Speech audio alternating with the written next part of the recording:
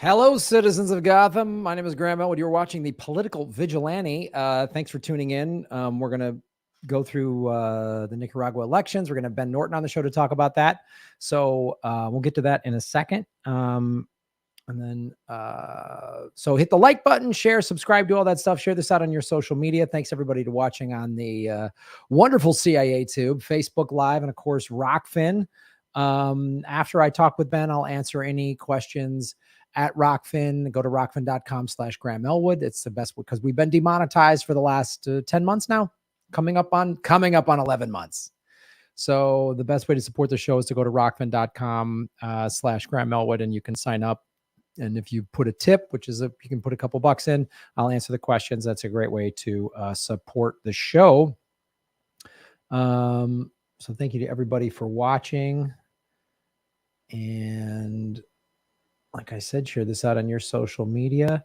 And of course, this Saturday, if you're in LA, Ron Placone and I are doing stand-up comedy in Toluca Lake, which is in the Valley. Tickets are at grahamelwood.com. So go there to get your tickets. Kate just put it down there on the screen. And it is, the Saturday after the 27th at 8 o'clock. It'll be a fun show. So come on out. All right, I'm going to get right into this segment about Nicaragua and bring Ben on. So let's get into it, ladies and gentlemen.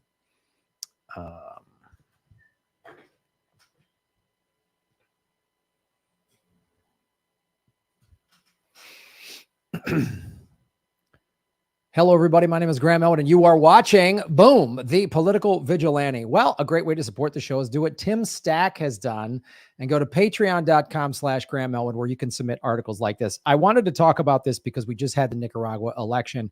And so the Facebook team that tried to swing Nicaragua's election is full of U.S. spies. Well, that's shocking. Usually social media is just for the people.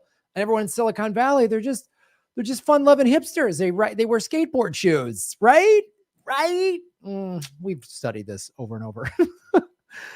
A tacit agreement between the government and Facebook appears to have been made. You can keep the profits, but we control the message. As such, a cynic might wonder what functional difference there is between Facebook and the national security state. This was in Mint Press News. I'm going to just go over this real quick. We're going to have Ben weigh in to unpack this for us, right?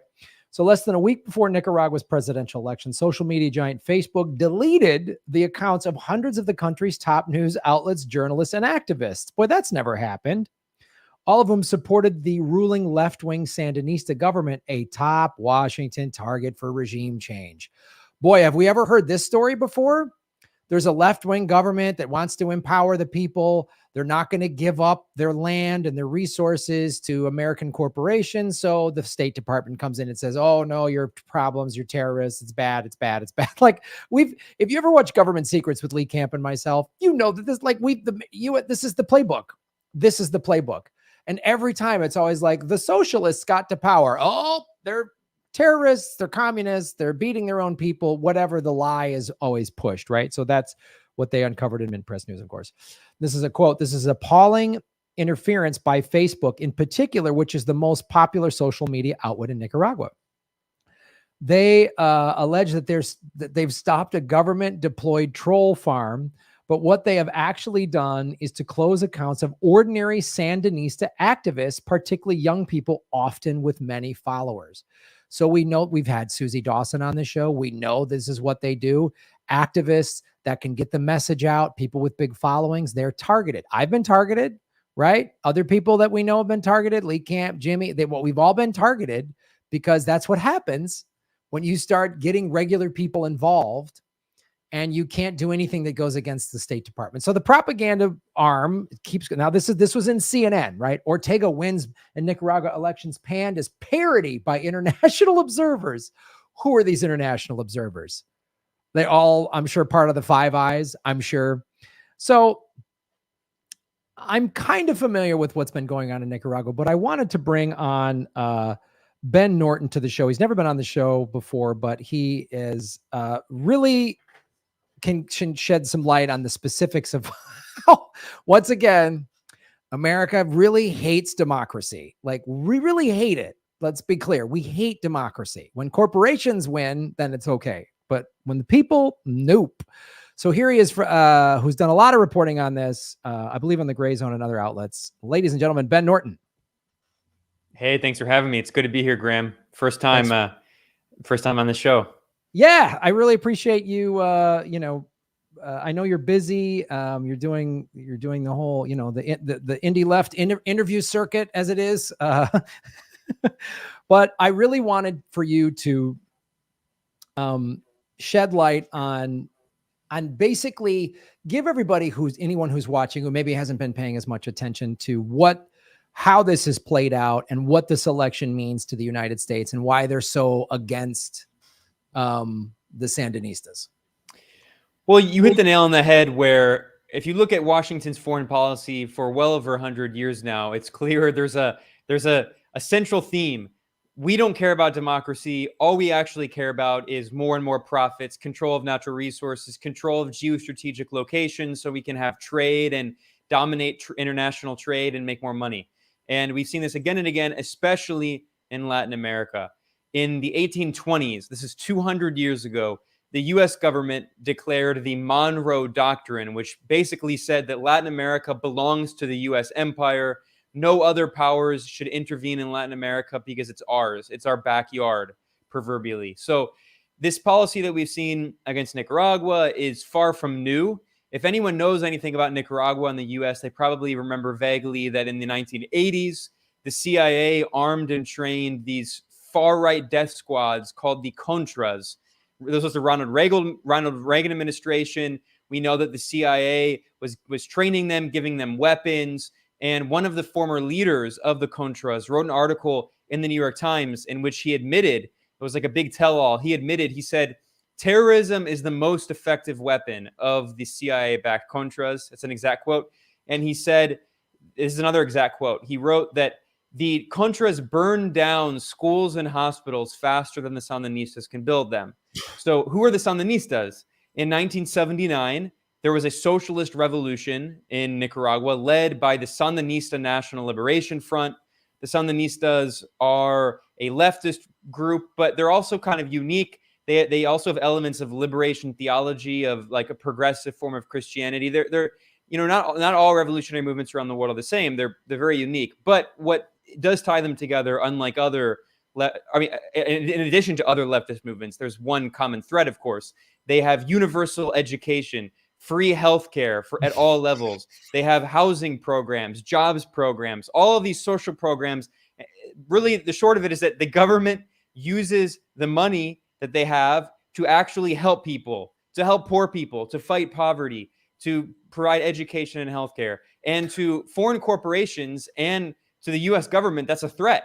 That's the threat of a good example, because if a poor country like Nicaragua, which is the second poorest country in the Western Hemisphere after Haiti, if they can provide free healthcare and education at all levels, then why can't the richest country in the world, or now the second richest, because China just overtook the U.S. So the U.S. has been meddling in Nicaragua for many decades, just as, the U.S. has been trying to crush the Cuban Revolution ever since that succeeded in 1959. And the U.S. is trying to crush Venezuela. And the U.S. backed a military coup in Bolivia 2 years ago.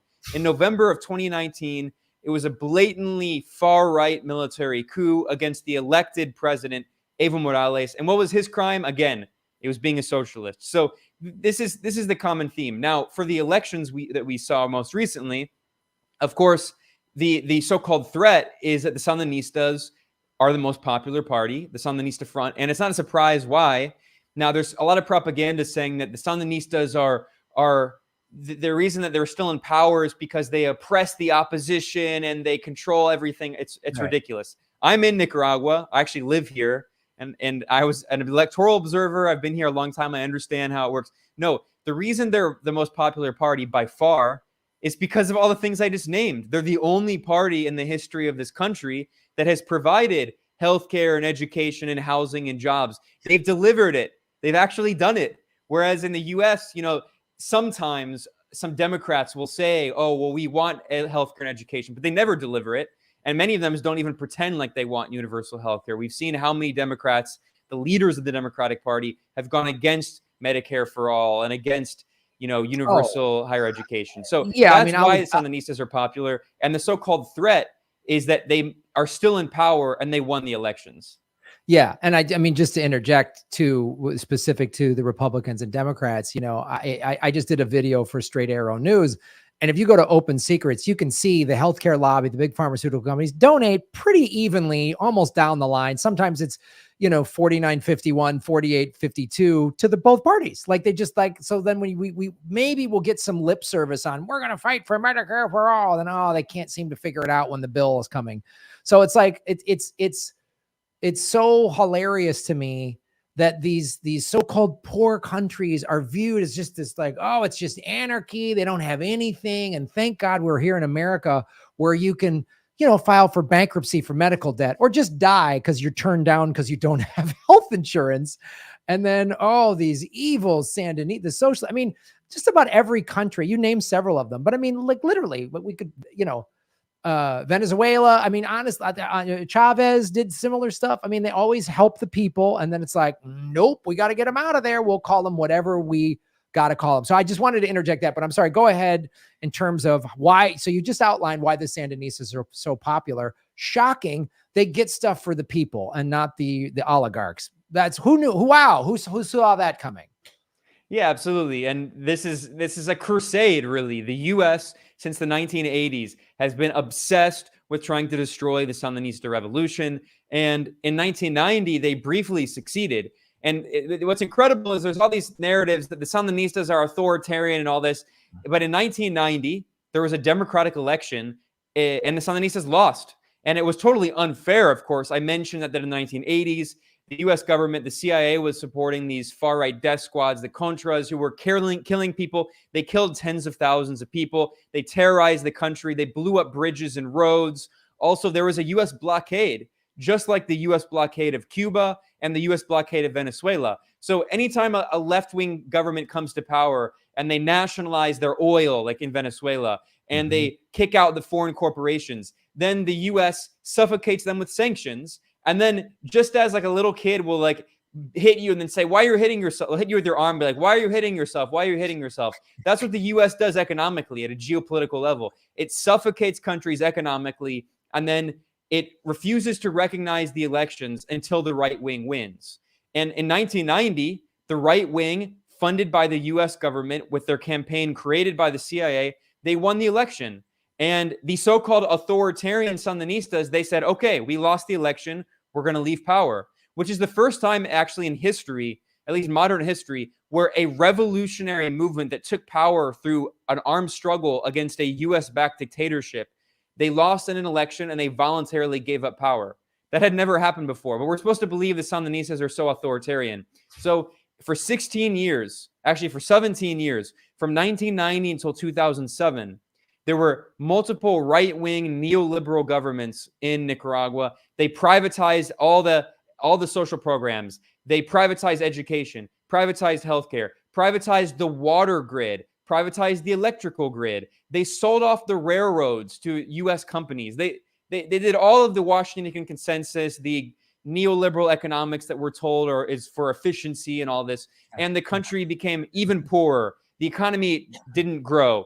There were fewer jobs, unemployment increased, inequality skyrocketed. There was more violence and drug trafficking and all of this. Surprise. And then in 2006, the Sandinistas came back to power through democratic elections. They won the 2006 elections and they came back to power in 2007. And they've continued winning the elections ever since. And the U.S. has been desperate to try to overthrow them. And, people ask why all the time. Well, think about what they did in the U.S. Look what they did to Bernie Sanders, who wasn't even like that radical. I mean, in Europe, he would be considered a center or center-left candidate, right? But look at how the extreme measures that the U.S. oligarchy went to, the media outlets, the DNC leadership, they went to such an extreme degree. They went to so many extreme levels to try to rig the election against Bernie Sanders. They successfully did so 2 times. And so imagine what they do abroad. That was internally in the U.S.'s own politics. I mean,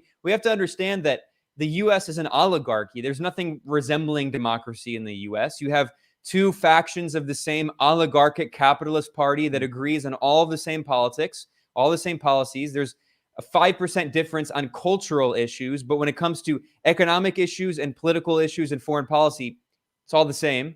And so abroad, they enforce those same policies, and they use the military to do it. In the case of Iraq, in the case of Syria, in the case of Libya, Libya had been the most prosperous country in Africa, and now it's a failed state with open-air slave markets.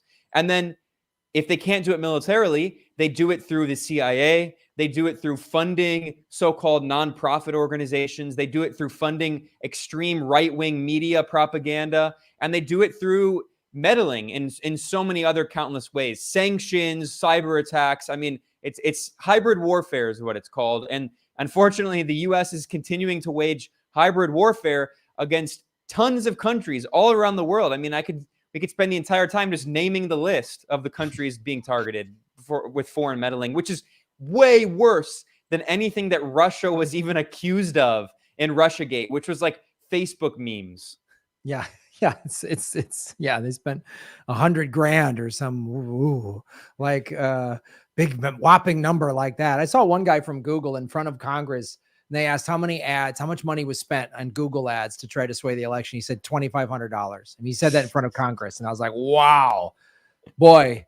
I mean, you know, a $1.5 billion that Hillary had, that's no match for $2,500. I mean, that's like, oh my God, that's like a big mortgage payment for 1 month or something. That's nuts.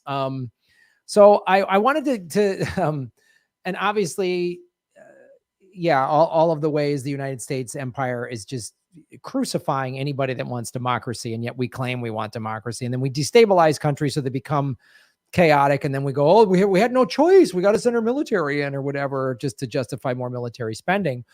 But then, as Trump said, we have to keep the oil. He just openly admitted it. The U.S. has troops in Syria, and Trump was like, we're leaving them there to take the oil. And they're still there with Biden, by the way. And they're still taking the oil. Of course. Because there's very little difference, like, as you pointed out, between both parties. There's like a 5% difference in cultural issues. And one party gets a lot of money from, the Republicans get money from the NRA. The Democrats get money from AIPAC. That's about, abortion, gun control. Even gun control is lip service by the Democrats. They don't really give a shit. I mean, if they really, Obama could have done it when he had power. The Democrats could have done it.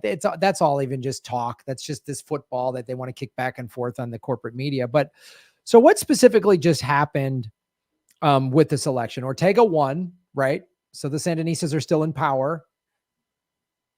And what has been the leading up to that? And what is the reaction? I mean, you're there, like on the streets. What leading up to the election and the reaction afterwards? What is the difference between what you're seeing and hearing in the press in Nicaragua versus what, like I just showed that CNN ridiculous article or whatever? Yeah. So polls consistently over many months, this is not new. Polls have consistently shown that the government, which is led by President Ortega and he himself, they have support that fluctuates between like 60 and 70%. So about 2/3 of the population, which is pretty good. I mean, especially for the region. Look at Biden's polls. I mean, there are people who are opposed to the government and there are opposition forces, but they're a minority, right? So the government is quite popular in especially in the context of Latin America. And there are a few talking points used to try to discredit the government. Now, one of the talking points that is true, but it doesn't necessarily mean it's undemocratic, is that Ortega has been in power since 2007 and that this is his fourth term. And it's probably going to be his last term. He's pretty old and it's very likely this will be his final term. So he still hasn't been in power as long as Angela Merkel in Germany, by the way. But he's called a dictator because he's in his fourth term.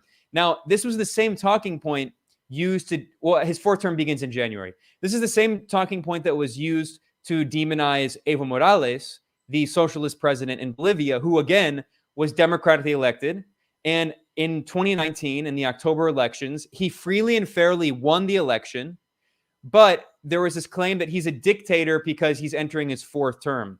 Now, whatever, you can criticize governments for that, but the reality is that if you have a very popular leader and they are effective and competent and people like them, then you can say that actually in some ways term limits are kind of undemocratic. And there's a lot of liberals in the US who obsess over Obama. They worship Obama and they would love him to have a third and a fourth term. They joke about it all the time.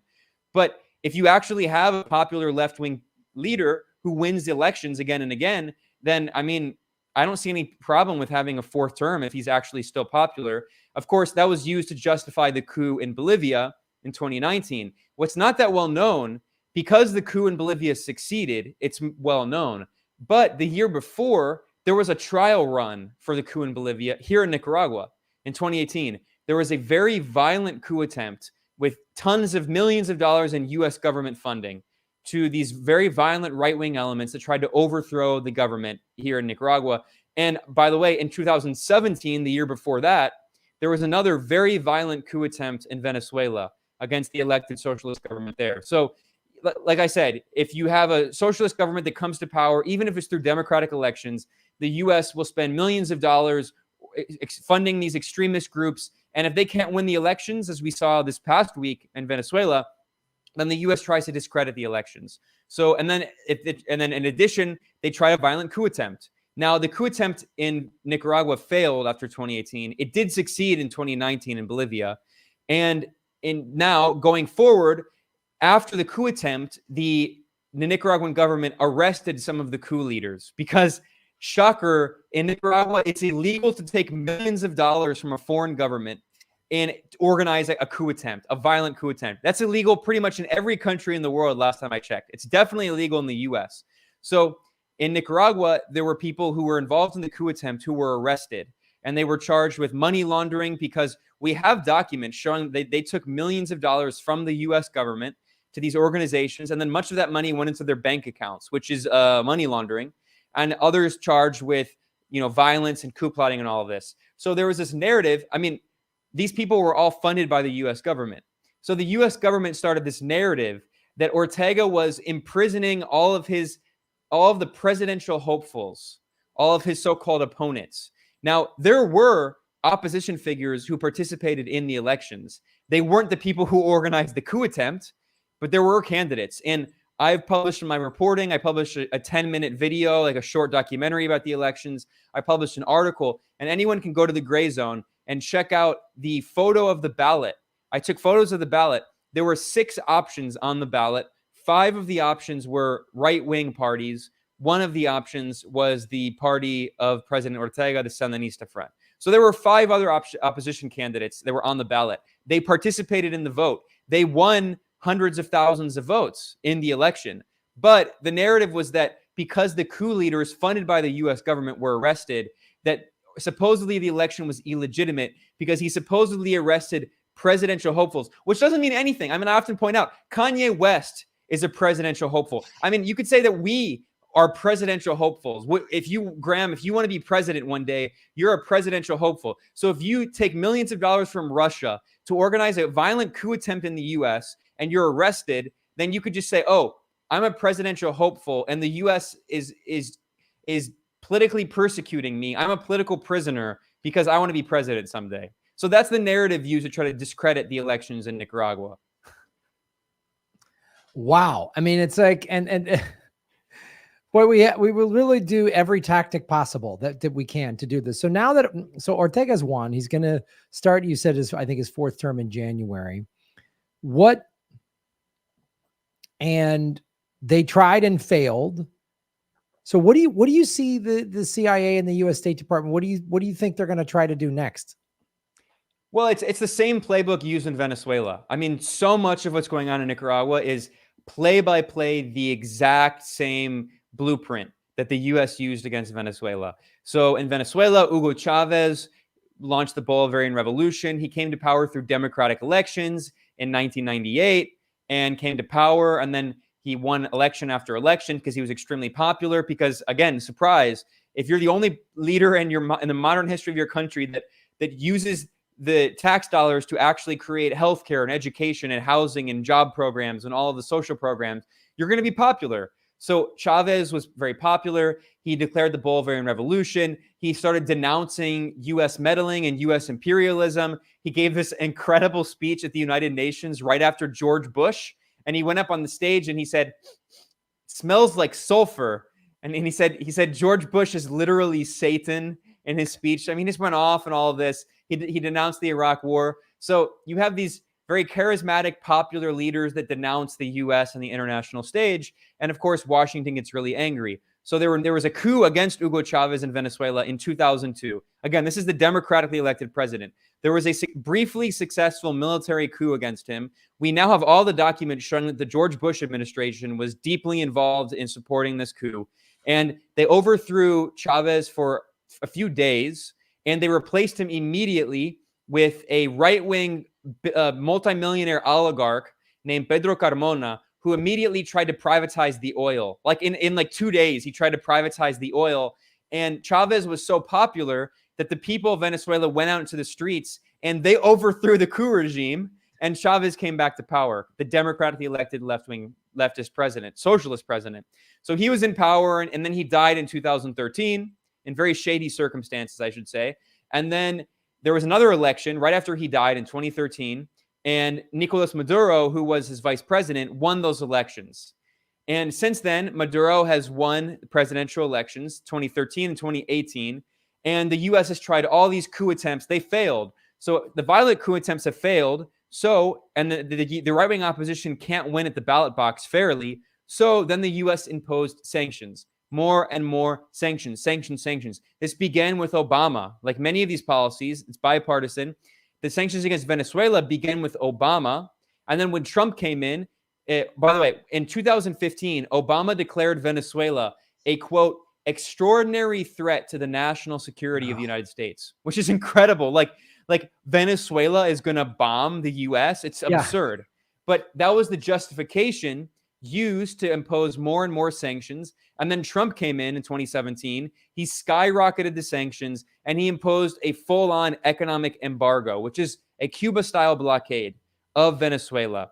So suffocating the country, preventing this country that relies on oil exports from exporting its oil, preventing people from buying foreign technology, buying medicine, even buying food. So it's trying to suffocate the country. And this strategy is not new. If people know about CIA operations, in 1970, the people of Chile voted, there was a democratically election, and they voted in a socialist president named Salvador Allende. And he was the first example of a democratically elected socialist president coming to power. And immediately, the Richard Nixon administration, along with war criminal Henry Kissinger, who's almost 100 years old, he'll never die.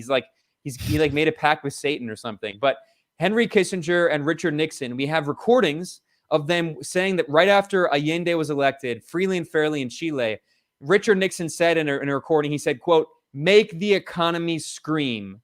Make the economy scream." That is still the strategy of the U.S. The U.S. imposed a blockade of Chile in 1970, preventing Chile from selling its copper because the Anaconda Corporation wanted to get access to Chile's copper. Chile has one of the largest copper reserves in the world.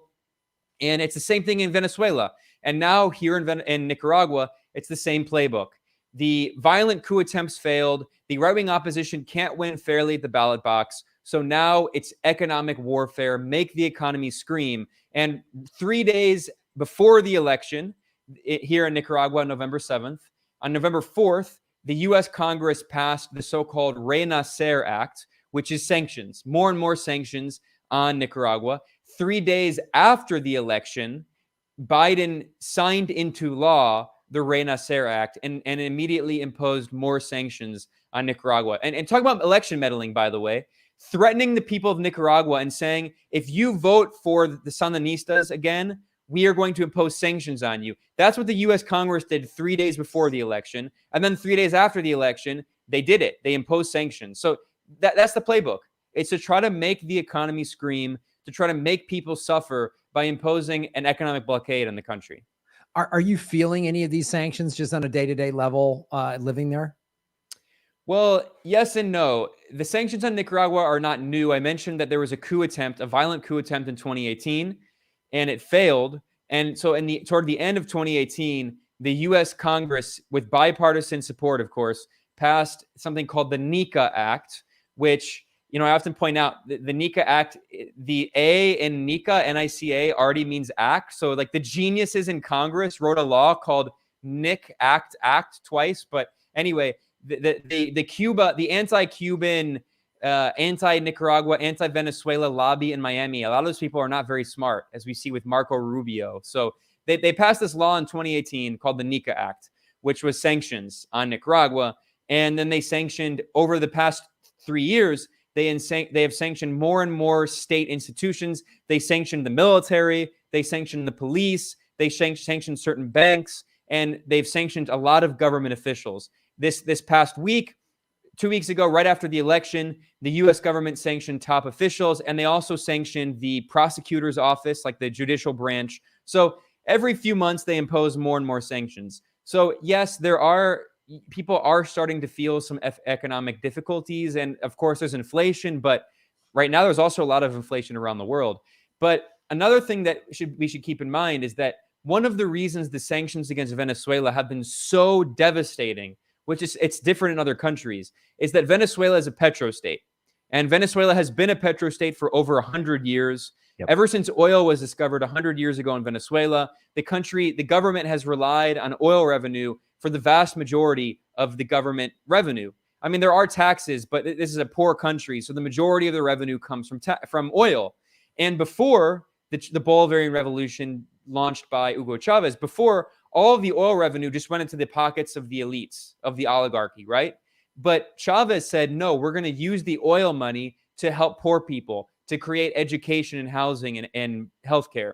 So when the U.S. started imposing sanctions on Venezuela, and especially after the U.S. made a deal with Saudi Arabia to massively overpump oil, to overproduce oil, which flooded the market with too much oil, which dropped the price of oil in the global market, which hurt the economy of Russia, Iran, and Venezuela, the main adversaries of the U.S., right?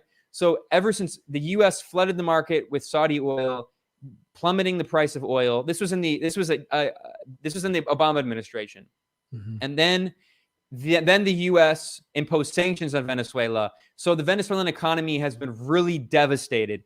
A UN expert, the UN Special Rapporteur on Sanctions, recently wrote a report. Again, this is an independent, totally impartial, non-biased UN expert. I'm not being sarcastic. It's truly a non-biased UN expert. Mm-hmm. She wrote this report, and she said that because of the U.S. sanctions, the Venezuelan government has lost 99% of its government revenue. Wow. That's why the Venezuelan economy is in such shambles. It's not because of socialism. Venezuela had a socialist government from 1998 until the sanctions were imposed in 2015. And it was actually one of the fastest growing economies in Latin America. It was a model for Latin America. Poverty plummeted. Poverty was cut by 2/3. It was actually a model. But with the plummeting prices of oil and with the U.S. sanctions, the Venezuelan economy was starved. The government was starved of 99% of its revenue, and the economy went into free fall. It's very difficult. I've been to Venezuela numerous times, but the government has tried to do what it can, providing food, providing healthcare, providing education to people. It's hard, but they have their basic needs met. Now, the difference in Venezuela and Nicaragua is that Nicaragua doesn't have oil. It does have gas, by the way. And the U.S. is imposing sanctions on the state-owned gas that is trying to sell gas. So that's going to hurt the economy. But Nicaragua is a largely agricultural economy. It doesn't rely on oil exports, and it produces the majority of its food. It produces over 95% of its food. So the strategy going forward is to try to make the economy scream. And there are definitely economic difficulties, but Nicaragua learned from the 1980s when it was under blockade by the U.S., and it learned from Venezuela. So more and more around the world, the U.S. tries to impose more and more sanctions, and it does hurt, but more and more countries around the world are trying to find new ways of doing business, excluding the U.S., excluding the U.S. dollar. So yes, sanctions do a lot of damage, but the more and more the U.S. uses this weapon of sanctions, the weaker it gets. And as in the years to come, Russia and China, and this is a huge concern of Washington. They're always like, the Russians and the Chinese, they're not allowed to do any business in Latin America. Latin America belongs to us. Well, Russia and China are working closely with countries in Latin America like Venezuela, like Cuba, like Nicaragua, and they're trying to build new alternatives that will prevent the sanctions from doing damage. So the more and more the U.S. attacks, the more and more, ironically, it actually weakens the weapons of economic warfare it has. Hello, everybody. My name is Graham Elwood. I'm here with Ben Norton. Please hit the like button, share, subscribe. We are just talking about the sanctions that have been put on by the United States Empire against Nicaragua. And we were just discussing how, and I think this is getting interesting because the United States, as we've just been talking about, has this very standard playbook, and one of the ways they do is the economic sanctions to destabilize economies. So then it seems like, oh, this country's up for grabs, and look what happens under socialism. It's always chaos. I guess we're just going to forget about the last year and a half where we've had empty shelves. There's a supply chain issue. The Long Beach harbor is just stacked up full because capitalism and globalization is so great. We can't get certain products. We just haven't. Just this last year and a half. I was always told that only happened in socialist countries, but the biggest capitalist country ever was like, we don't have it. We're out. I don't know what to do. So one of the things I've seen is that I don't know where you are on Bitcoin or crypto in general, but like El Salvador, when they decided to go Bitcoin to make that a requirement of their currency. Now they can accept US dollars or whatever, but every business has to accept Bitcoin, which is a big deal. And other countries, I've read some articles and I've done some videos on it for my show, are starting to wake up to the fact, like, wait a minute, Bitcoin, crypto in general, but Bitcoin specifically could be a way to circumvent this which sanctions, which are an act of warfare, by the way, as I'm sure you're aware, but for the audience, it's what America does is an act of warfare, financially in all these ways. So and it's illegal under international law. It's totally illegal. Not that the U.S. cares about international law. No, not at all. We're like the original Star Trek, where they would just like Kirk would just blow away the Prime Directive and just interact with people and try to get laid. And then, well, what about the Prime Directive? There was hot chicks on that planet or whatever. So that's how America is with the international law. We don't follow it at all. We bring it out when there's some country that isn't giving up its resources, and we want to say they violated international law. Like it's just a bunch of blowhards. But since we were talking about is with regards to Nicaragua and all these other like China, like you were saying, China, Russia is not allowed to invest in Central and South America. Only American corporations are allowed to do this. Is there any talk or discussions within Nicaragua, seeing what's happening with El Salvador and the benefits of it, of like, hey, let's maybe start going with Bitcoin, because we can then say, because Bitcoin is such a big, like, later central banks, and part of the problem of central banks is they use it as leverage. Like the IMF uses it. They used it against Ecuador to make them give up Julian Assange. I mean, like the central banks fund all these wars. They're awful, not to mention all the sanctions that you've just been bringing up to us. So is there any talk or movement of Bitcoin coming to Nicaragua? Well, in Nicaragua, not yet. There's no discussion of it. But in Venezuela, which has been under U.S. sanctions and a blockade for much longer and is experimented, there is use of certain cryptocurrencies. Now, I have to say, honestly, that a lot of people are very skeptical of Bitcoin. A lot of people think it's actually controlled by the CIA because no one knows who there's like the Japanese name. I've forgotten the name of the guy who founded it. But for instance, Venezuela actually created its own cryptocurrency, which is called the Petro. And the value of the cryptocurrency, the Petro, created by Venezuela, is tied to the price of a barrel of oil, which takes it off of the US dollar. It makes it a different, and you can go to a store in Venezuela and you can buy something with Petro, with the government created cryptocurrency.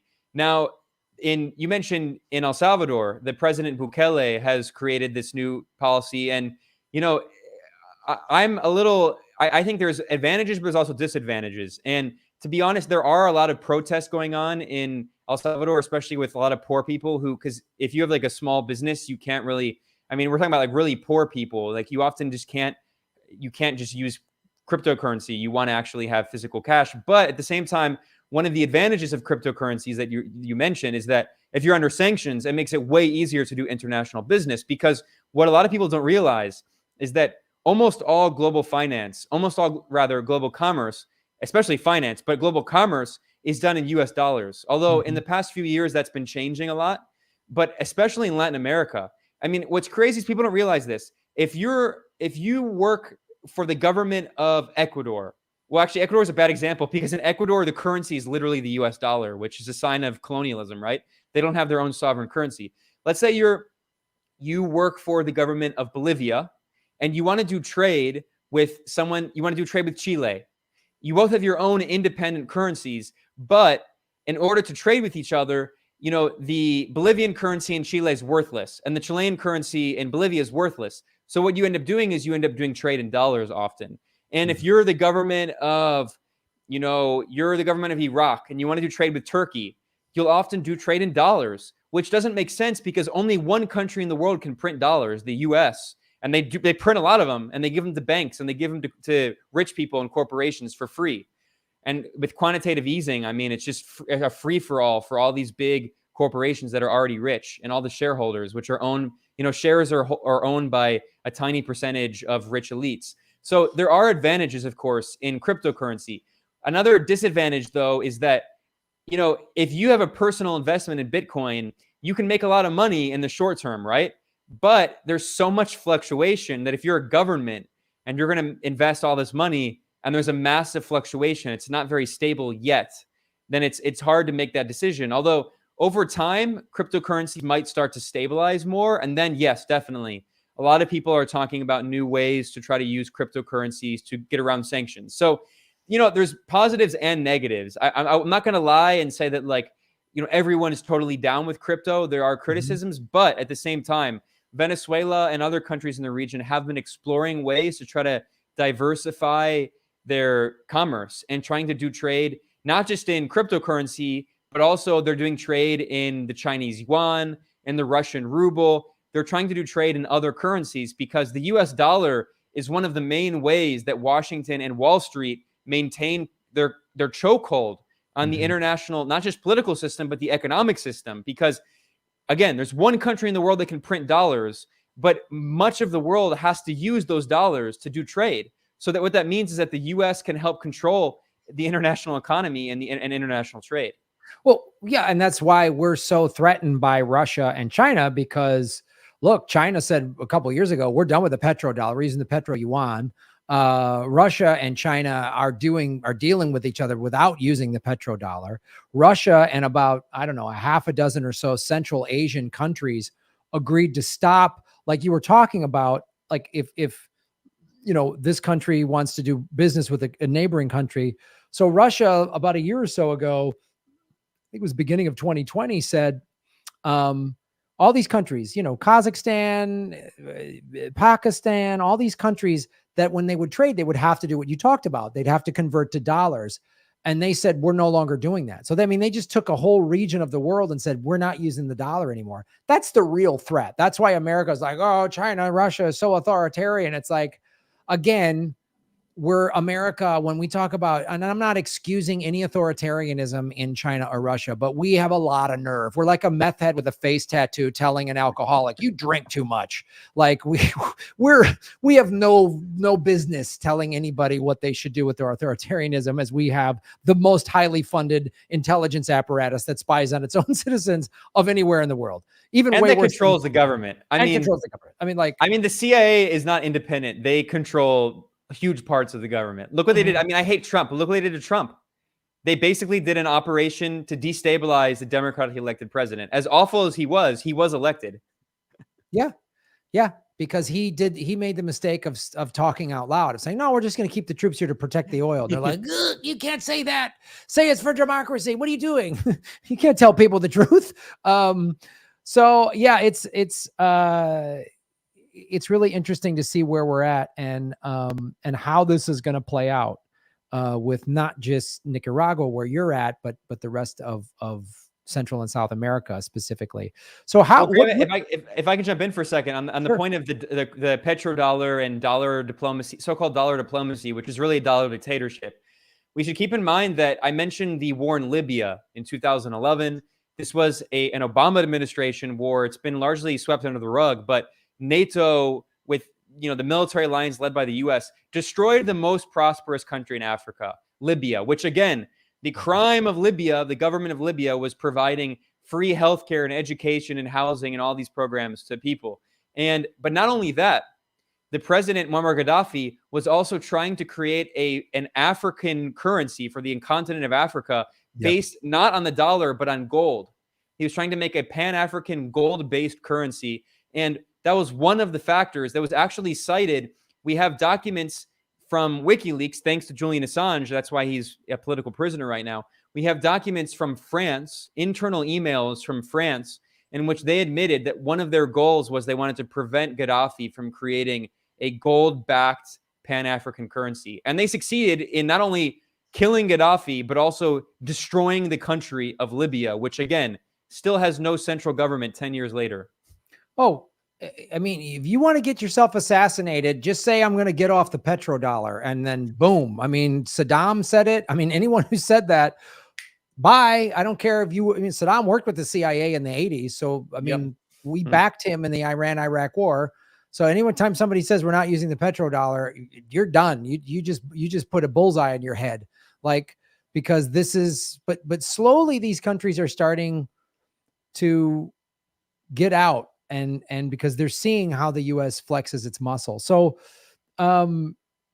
before we go here, first of all, how long have you been living in Nicaragua, and what made you decide to move down there?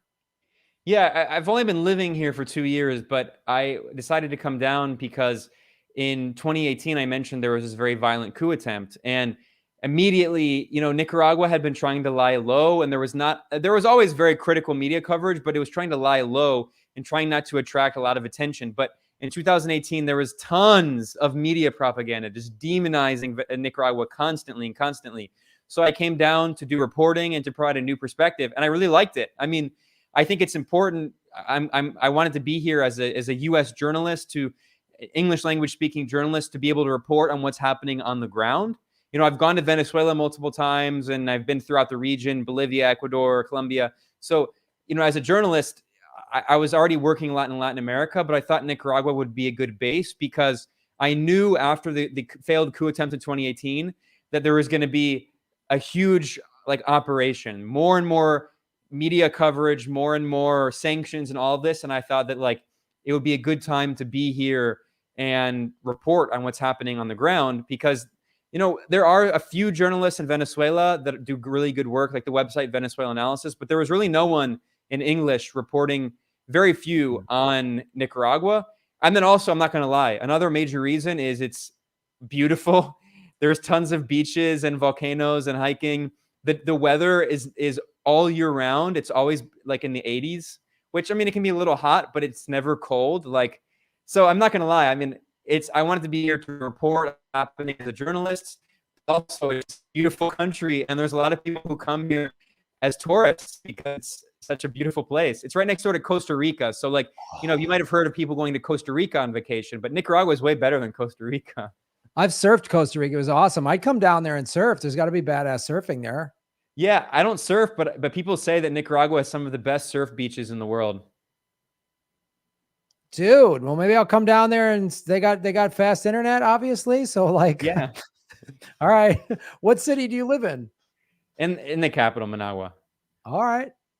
What's funny is I think you mentioned the Convo Couch people who have been doing really good coverage of Nicaragua, and they just came down for the elections, and they were observers with the international delegation. By the way, there's one media narrative, one media myth is that there were no international observers. There were 232 international observers from 27 countries that observed the elections here on November 7th.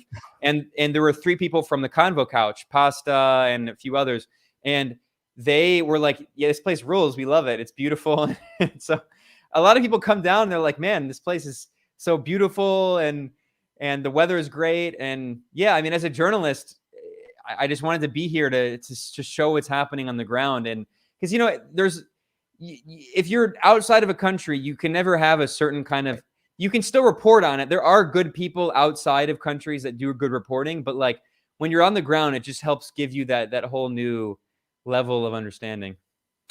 All right. I might come visit, man. Go surfing and, cover some news just to write the trip off. That sounds like great. That sounds like a great idea. You should. I mean, I always tell people this, but in all seriousness, like it's a great tourist location.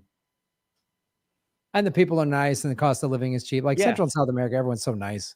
And another key point I didn't mention, another reason the Sandinistas are so popular, Nicaragua is the safest country in Central America by far. You mentioned El Salvador, and there's been more tourism because of Bitcoin. Well, but a big problem with El Salvador is the violence, the gang violence. El Salvador, the violence has been slowly decreasing, which is good, but it's still one of the most dangerous countries in Latin America. It's very dangerous. There's a lot of violence because of all the gangs. Nicaragua, on the other hand, is one of the safest countries in Latin America. The murder rate in Nicaragua is lower than the U.S. murder rate.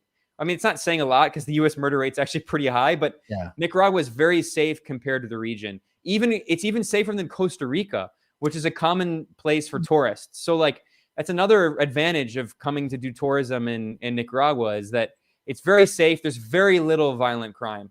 Do you get to use healthcare there? Yeah. Well, if you're a tourist, you have to pay for a visa, which is $20, which you pay at customs. If you're a U.S. citizen or a European citizen, you can just get a visa and you pay $20 in cash at the customs, and that gives you the right. You have a 90-day tourist visa, and you can use healthcare while you're there for the 90 days. And if you have residency, I have residency, then yes, you can use healthcare. How did you get residency? Well, like any country, it's like a green card. You just apply for residency like any country in the world. Okay. So yeah, you can, of course, you can use education or you can use healthcare. Do they have digital nomad visas? I don't know what that is. What is that? Is that a digital nomad visa? Is a lot of countries are starting to do this now. People that work remotely, like you do, I do, are inviting people to come work remotely, and they'll give them these. Each country is different, but like it's an incentive because they realize that if you work remotely and you come to whatever country, you're not taking a local person's job.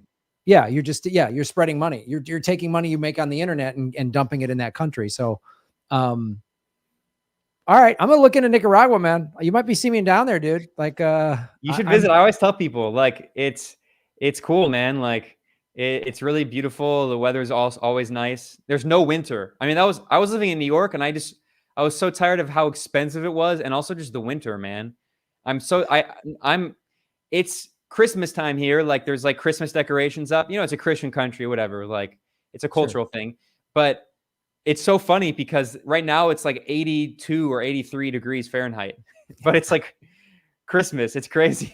I love that. I absolutely love that. I grew up in Chicago, and I'm like, I can't do cold winters anymore. I just can't do it. Like even Southern California winters are too much because I can't. I got to surf in a wetsuit. It's already too rough. It's already too bad. Well, Ben, tell everybody where they can follow your stuff.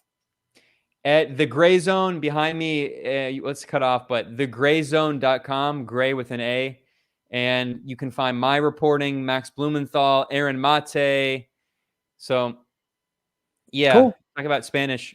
Yeah, the only thing is, if you're in Latin America, obviously you got to learn Spanish. You can find a few people, but being honest, very few people speak fluent English. So, okay, that's good to know. But you'll learn quickly. My Spanish has improved a ton in the past several years. That's awesome. Well, Ben, I really appreciate you taking the time, and thanks for giving us all this great information about what is happening in not just Nicaragua, but Central and South America. So we really appreciate you coming on the show. We'll definitely have you back, and maybe I'll come visit you down there. You should. Yeah, we can do some interviews down here. And thanks for having me, Graham. Keep up the great work. You got it, brother. You too, man. How awesome was that? Wow, we learned. Now I got a tourist destination to go to. That's fantastic. What a great interview. So if you're just tuning in, we were just talking to Ben Norton from the Gray Zone. That interview, I'll probably cut it up into maybe 2 or 3 segments and drop those in the next couple of days. If you're a Patreon $10 subscriber or Rockfin Premium member, you can watch the whole archive of the live stream as soon as it's over. Just drop some acid and go. What could go wrong? I'm not going to drop acid to go to Nicaragua. I think a buddy of mine's gone down there to surf. So what happened to Rockfin? Hold on. Sign up. What's going on with Rockfin? What is going on with Rockfin? Sorry, guys. I was jumping over to Rockfin. It looks like, did the Rockfin stream die? Kate, let me know if did something happen to the Rockfin stream? Because it's telling me I gotta. Hang on. What happened?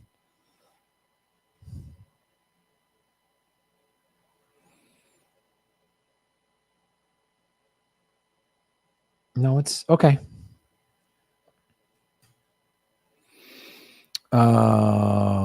All right. Hello, everybody over at the Rockfin. Curtis Krause. Thank you for supporting our show at rockfin.com/Graham Elwood. Shaving Knuckles for Justice.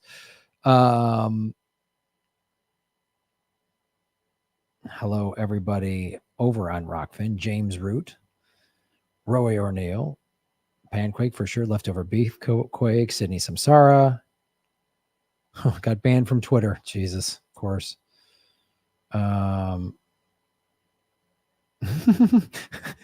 I know how Graham can be kidnapped. Just mention surfing and he'll get in the van.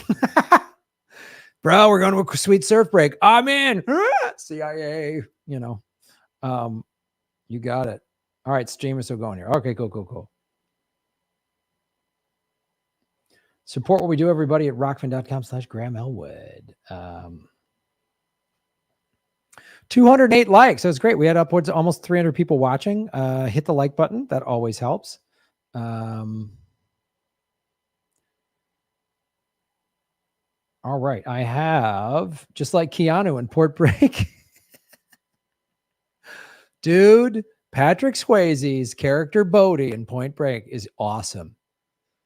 It's where you lose yourself and you find yourself. Bodhi is his name. It's great. Lori Petty, great character in there. All right, let's do another Hot Fresh segment, folks. Then I'm going to let you go for the wonderful holiday weekend.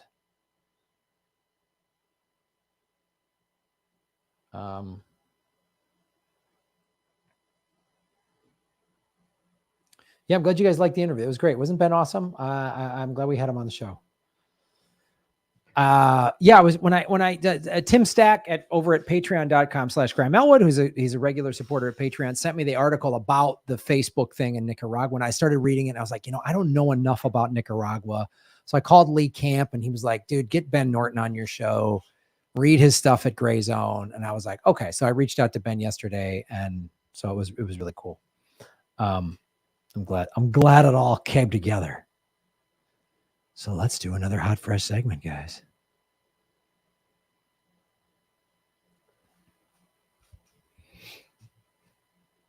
Hello, everybody. My name is Graham Elwood, and you are watching Making Gotham Great Again. I mean, every week I'm doing some type of art story about some solution or something we can do about the environment. Because as we discussed, we're in climate collapse.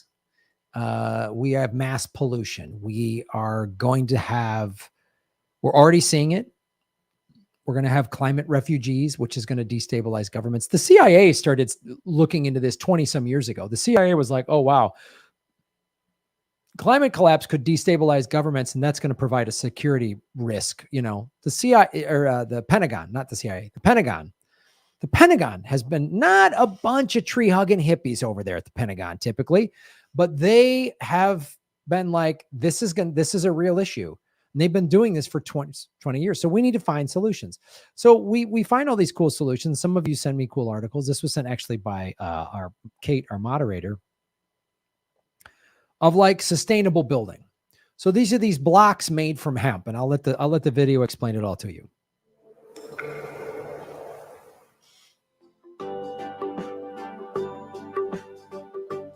What I love about building with these blocks is it's like Lego for adults. That's what everybody can relate to. Adults. Hempcrete is a great insulator. It's fire resistant. It's easy to build with, and it's good for the environment. So our mix is comprised of hemp hurd, which is the inner core of the hemp plant, and we mix that with lime.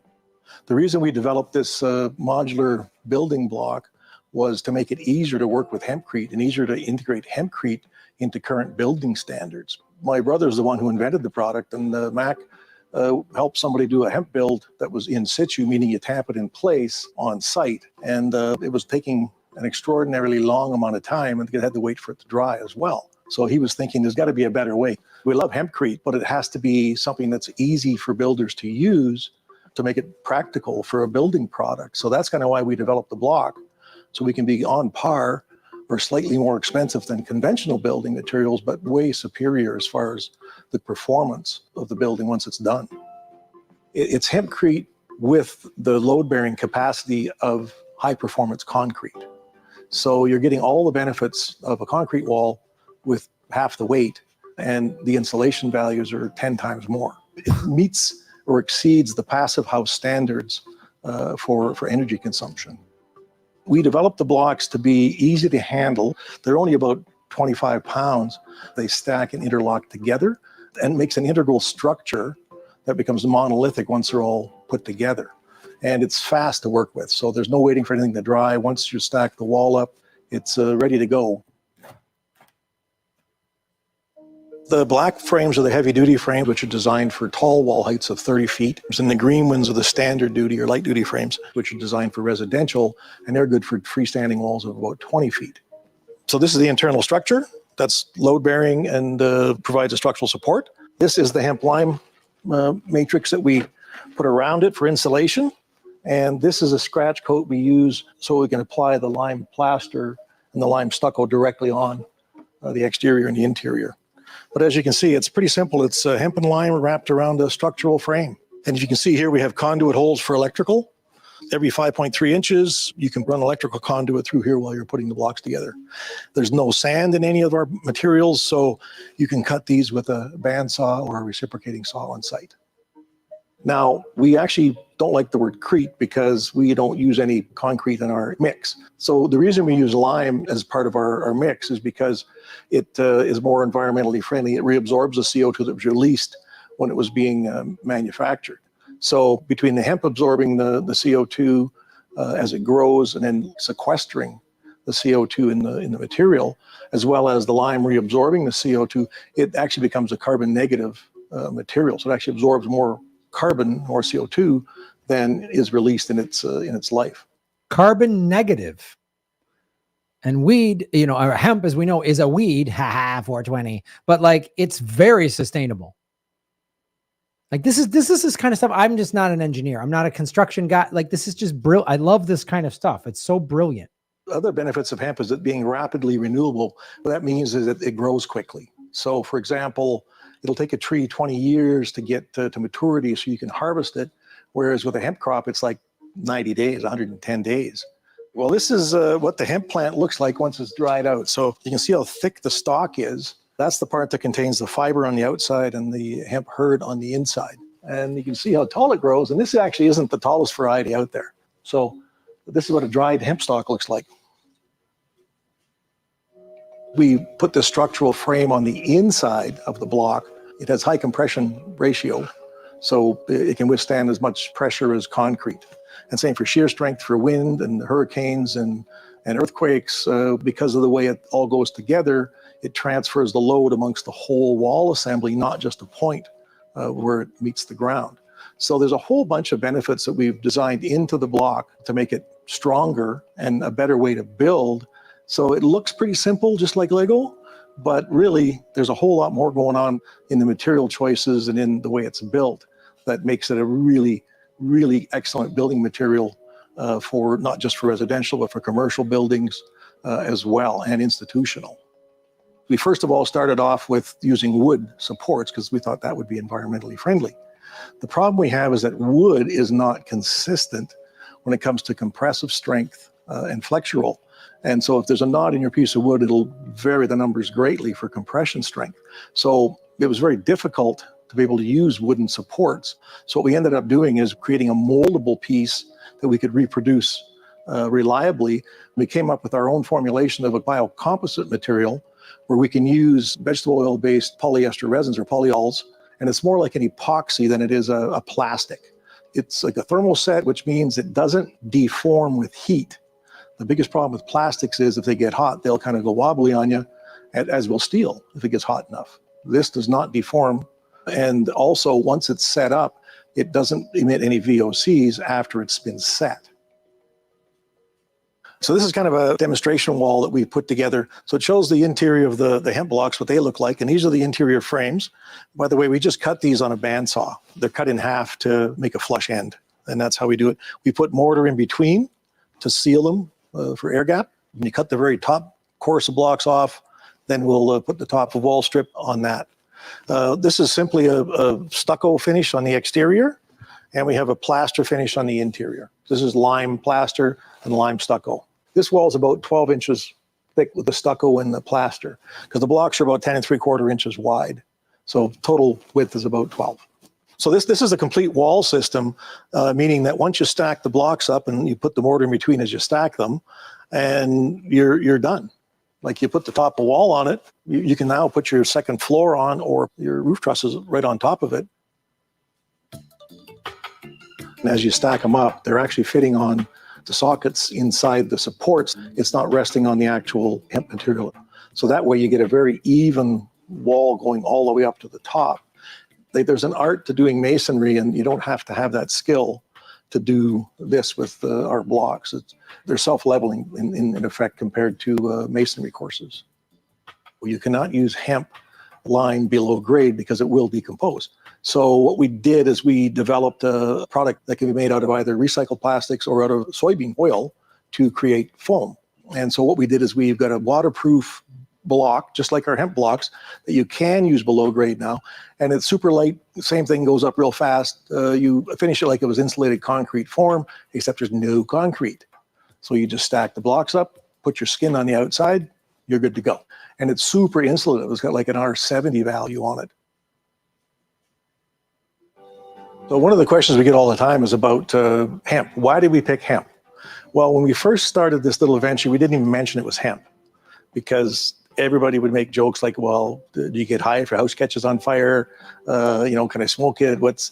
So people didn't understand the difference between hemp and cannabis and marijuana. So we didn't even mention it. So we said, hey, it's a biofiber material, hence the name, just biofiber. But now that hemp is becoming more popular, people are beginning to understand all the benefits and thousands of uses of hemp for food, but also for oils, for pharmaceutical purposes. The fiber has been used for thousands of years to make textiles. The reason we use hemp is because it's a great material. It's got a bunch of benefits. It's an insulator, and it also has thermal capacity to regulate the temperature. It's fire resistant. We've tested ours to over 2 hours fire rating with 100% structural integrity. And the other thing is it regulates the interior humidity, so it gives you a very comfortable environment, reduces the amount of noise transmission between the wall and the inside and outside. And also the beauty about hemp is it sequesters like 1.6 times its weight in CO2 while the plant's been growing. So it's a great carbon sink, sequestering about 10 tons of carbon for every house. That's a big deal. 10 tons. Please share this video if you liked it. Also, be sure to subscribe to Exploring Alternatives and check out our playlists for more stories like this. Thanks for watching. Exploring Alternatives is a YouTube channel, which I just came across thanks to Kate. So check it out. So there we go, guys. There's another solution.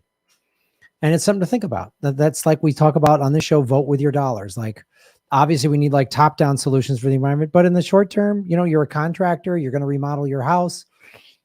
You're a part of a school board, and you're going to, allocate new money for a new building or whatever. Throw this into the mix. You're on a homeowners association, like whatever. This helps. I mean, and again, voting with your dollars, the more people that get involved in, obviously we live in a capitalist society, like it or not, for better or for worse, it is what it is. I wish everything was socialist, but it isn't. So if the capitalists see that there's money in these hemp blocks that are better for the environment, I'm all for it.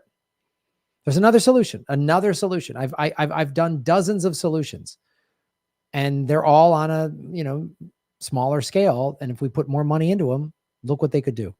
So I like finding some positive stuff out there. So, thank you, Kate, our moderator, for sending us this. Follow the money, connect the dots, get the truth, and remember, shave your knuckles for justice. Bye-bye.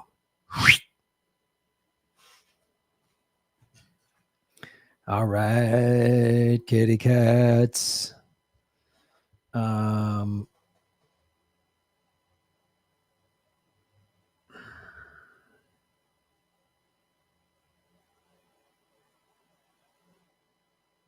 Yeah, lake means loss of water.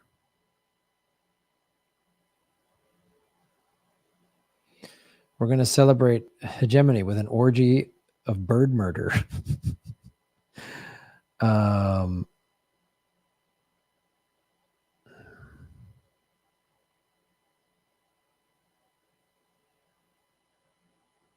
sorry, I missed this. Ask Ben about Bluefields, the biggest city on the internet on the Atlantic coast where they speak English. Oh, interesting.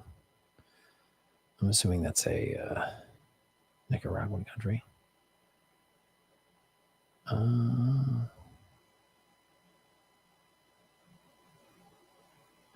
You can't tip from the phone on the Rockfin app. That's no good.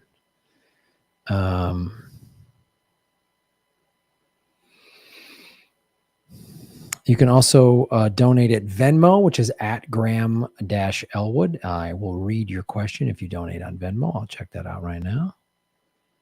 Boom, boom, boom. All right. At Graham-Elwood. So go to GrahamElwood.com, sign up for the newsletter, everybody, and come to the show this Saturday, the 27th at 8 o'clock in Los Angeles to see Ron Placone and I do our stand-up comedy show. It'll be a blast. It's at 8 o'clock Saturday, November 27th. It's at Mrs. Robinson's Pub in Toluca Lake, which is the Valley. 818, represent. So go to GrahamElwood.com. You can also support the show at the PayPal button there. Venmo, there's merch. There's political vigilante merchandise you can buy at GrahamElwood.com. Makes a great holiday gift. So that's how you support our show, folks. All right, folks, I'm going to go on over to Rockfin only to sing karaoke. Sorry, I can't sing karaoke on the YouTube, but go to rockfin.com/GrahamElwood right now. It is free to sign up for Rockfin. There's a lot of free videos over there. And if you want to become a premium member, it's only $10 a month, and you can get to see everybody's premium content on the platform, including Ben Norton, who we just had on the show. Convo Couch, Kim Iverson, Ron Placone, everybody's over there. Check it out. Show that video. So, all right, YouTubers, thank you for watching. I will be back next Monday. Going to take Thursday, Friday off, the whole holiday weekend. We'll be back Monday next week after the Thanksgiving, after giving thanks for, it's like, and not, what are they renaming it? Indigenous Peoples Remembrance Day, which is good because it's for Thanksgiving, as we've learned on Government Secrets and elsewhere, is pretty awful. Genocide, gluttony, come on. So whatever you're celebrating or however you're doing it, I'm probably going to have like Thai food, like pad Thai with tofu in it, maybe a green curry with tofu. I think that's going to be my Thanksgiving dinner.